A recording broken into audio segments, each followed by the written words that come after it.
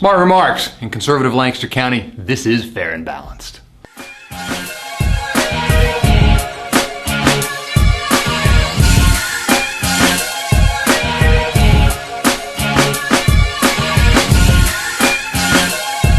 So did you hear that Barack Obama called Sarah Palin a pig?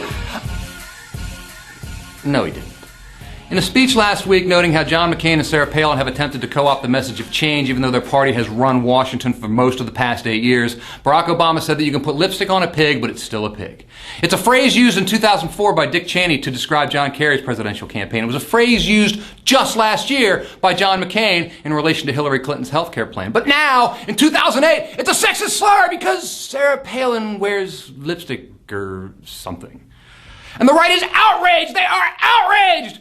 But the right is always outraged. The right was outraged last week when Oprah Winfrey wouldn't have Sarah Palin on her show. They're outraged this week over this lipstick pig nonsense. They'll be outraged next week over something else. The following week, they'll be outraged over something else. In fact, between now and November 4th, the right is going to be outraged continuously. And that's by design, because the Republican strategy this year can be boiled down to a grand total of 6 words.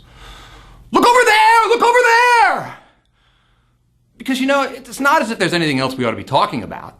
Like the Fannie Mae, Freddie Mac debacle, which is going to add approximately $200 billion to the national debt, $655 for every man, woman, and child in America.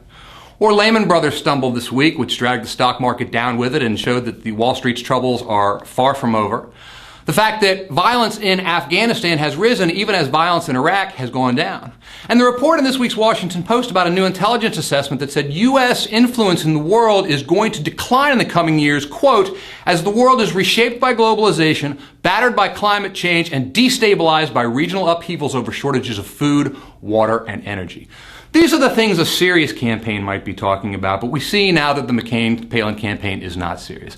They'd rather talk about lipstick and pigs, and that also is by design. Because if they can get the voters to take their eye off the ball, they just might win. They are banking on the fact that voters are easily distracted. They think you're stupid.